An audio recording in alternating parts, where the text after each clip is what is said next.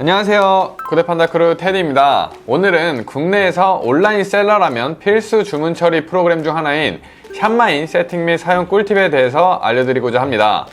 샵마인은 쇼핑몰 통합관리 솔루션으로 구매 대행 셀러뿐만 아니라 여러 유통 채널을 통해 온라인 셀링을 하고 있는 셀러라면 필수적으로 사용을 하고 있으실 텐데요. 기본적으로 쇼핑몰 연동만 해놓고 사용을 해도 솔직히 주문, 취소, 반품, 교환, 그리고 문의와 같이 우리가 즉각 알아야 하는 이슈에 대한 알림을 바로바로 주다 보니까 여러 판매자, 어드민에 매번 각각 접속할 필요 없이 너무 편안하게 사용을 할 수가 있습니다. 이렇다 보니 제 주변에도 사용자들은 엄청 많은데 생각보다 이 샵마인의 숨은 기능을 제대로 활용하시는 분이 많이 없는 것 같아서 그중 하나인 샵마인 메모장 활용법을 오늘은 보여드리도록 하겠습니다. 샵마인 메모장은 각 주문건별로 발생할 수 있는 특이사항을 그때그때 미리 기재해 놓고요, 누락 없이 손쉽게 업무를 보실 수 있는 기능인데요. 단순히 예시를 한번 들어보도록 할게요. 이번에 부가세 준비 때문에 많이들 바쁘셨죠? 구매 대행하면서 장부를 그때그때 작성해 놓지 않으면 정말 이 시간이 엄청 곤욕스러우셨을 거라고 생각을 합니다. 부가세 신고 자료를 만들면서 가장 번거로웠던 점이 무엇이었나요? 아마도 매일 정리를 하지 않으신 분들이라면 그 구매 원가를 판매 데이터와 대조해 가지고 찾는 일이 쉽지 않았을 거고,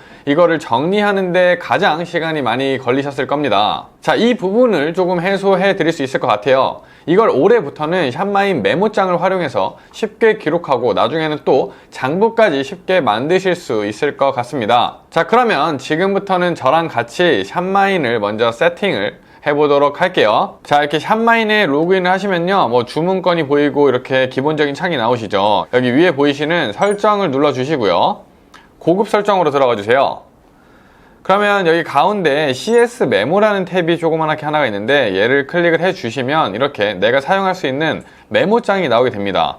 자, 아마 지금 처음 요거를 하시는 분들은 지금 화면에 보이시는 것처럼 다 0개에다가 메모 1, 메모 2, 메모 3, 4, 5 이렇게 나와 있을 텐데 요거를 조금 커스터마 해가지고 우리 스타일대로 바꿔줄 거예요. 얘를 5로, 숫자 5로 바꿔주신 다음에 전 이 5개 메모장을 다 사용을 할 거고요. 이 각각의 메모장 항목의 이름을 변경을 해주도록 하겠습니다. 첫 번째는 가격으로 할 거고요. 환율, 통관번호, 그리고 송장번호, 배송비 이렇게 하도록 할게요. 자, 이렇게 한 다음에 저장을 눌러주시면 일단 내가 메모장 커스텀하는 끝이 났고요. 이거를 이제 활용하기 위해서는 여기 신규 주문이나 발송 대기 혹은 여기 위에 있는 탭들 중에 아무거나 하나를 클릭을 해주신 다음에 자, 여기에 있는 표시 항목 설정에 들어가 주세요. 그럼 여기에 추가 메모 1부터 5까지가 이렇게 있는데 얘네를 다 이렇게 선택한 항목으로 넘겨주도록 하겠습니다. 그러면 맨 밑에 추가 메모 1부터 5까지가 그대로 있죠. 이 5부터 클릭을 해서 요 버튼을 누르면 이렇게 맨 위로 올라가져요. 그래서 5, 4, 3, 2, 1까지 올려주시고 여기 중간에 보면 CS 메모라는 게 하나가 더 있어요. 얘까지 올려서 활용을 해보도록 하겠습니다. 그러면 저는 총 6개의 메모장을 활용할 수가 있는 상태가 되는 겁니다. 자, 이렇게 세팅을 해 놓으신 다음에 저장을 눌러주시면요, 어떠신가요? 여기에 메모장이 이렇게 5개가 생성이 됐어요. 그리고 이 메모장은 제가 각각 이 주문건들에 맞춰가지고 데이터를 집어 넣을 수가 있습니다. 일단 여기 지금 신규 주문이 3개가 들어와 있는데 요거 하나를 주문 확인을 눌러서 주문 처리를 일단 해볼게요.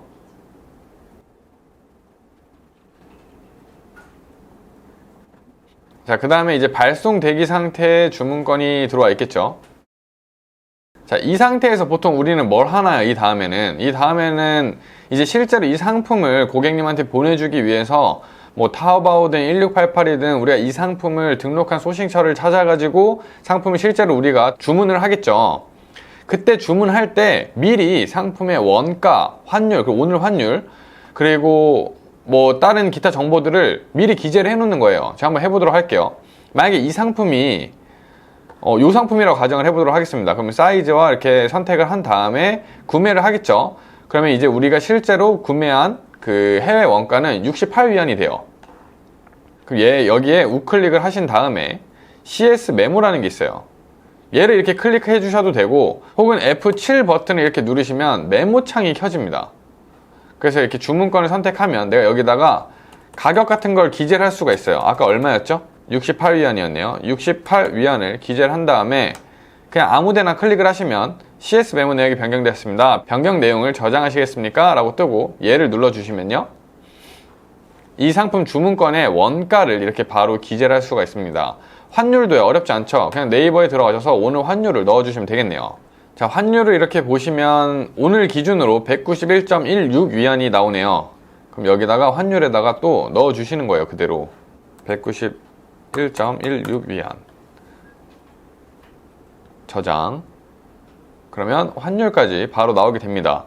자, 그 다음 통관 번호는 뭘까요? 이 통관 번호는 고객님한테서 받아야 되는 거죠. 그런데 이제 해외 구매 대행을 하다 보면 이 통관 부호가 실제 고객님이 기재해 주신 데이터와 다른 경우들이 꽤 많이 있으실 거예요.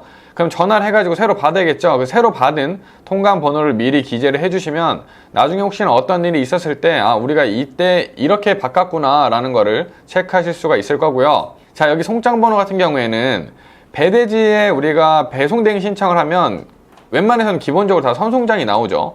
자, 그런데 그 선송장을 넣었다가 가송장 판별나는 쇼핑몰들이 있어요.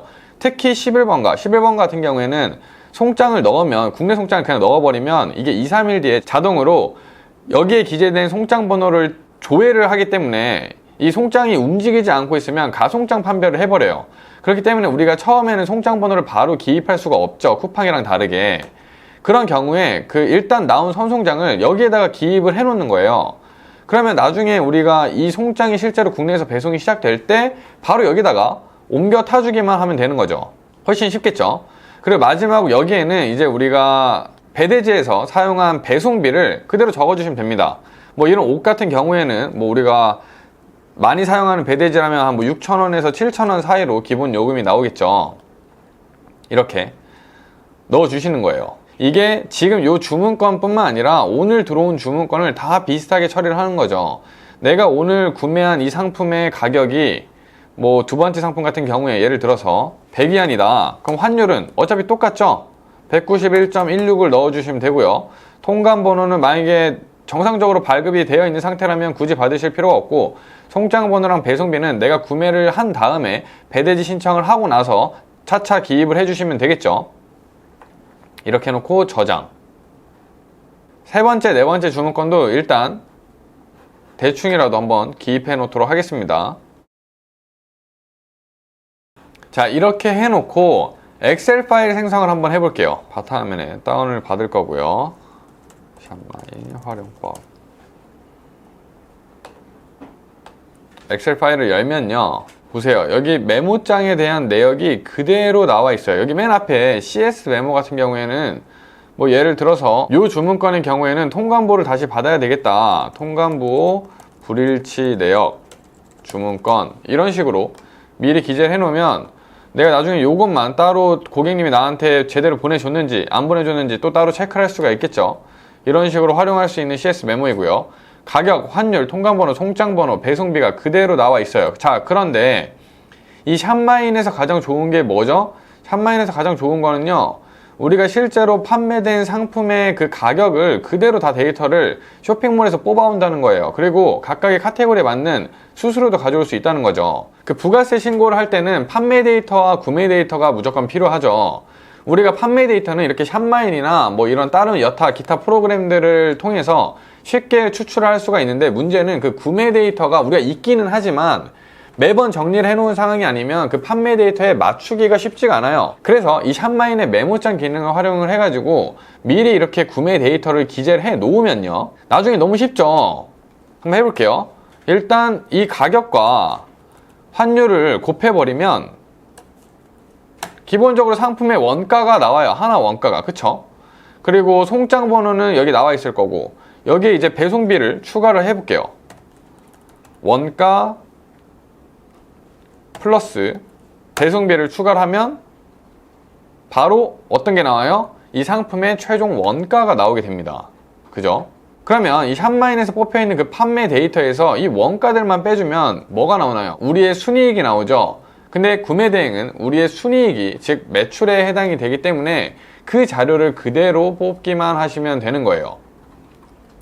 꼭 이 원가뿐만이 아니어도 기본적으로 이 샵마인의 메모장을 활용을 해가지고 우리가 어떤 상품 주문 처리를 할 때 누락 없이 문제 없이 처리할 수 있는 것들이 많기 때문에 굳이 요것뿐만 아니라 사용을 해보시면서 알아서 내가 주문 처리 방식에 맞게 내 나름대로의 커스텀화를 시켜가지고 잘 활용을 해보시면 매우 도움이 되실 거라고 생각을 합니다. 그리고 이 가격, 환율, 이 배송비만 각각 주문건별로 잘 정리만 해놔도요, 분명히 23년도 부가세 신고할 때는 정말 편안하게 어렵지 않게 하실 수 있을 거라고 제가 장담을 합니다. 수기로 이제 하나하나 작성하는 거는 그만하시고 이렇게 조금 효율적으로 하시면서 내가 그 장부 작성하는 시간을 다른 곳에 내 판매에 더 신경을 쓸 수 있게 투자를 해보시는 셀러가 되기를 바라겠습니다. 오늘 내용도 조금 도움이 되셨을까요? 되셨다면 저희 구대판다 구독과 좋아요 꼭 눌러주시고, 이 다음에는 샵마인의 또 다른 기능을 활용해가지고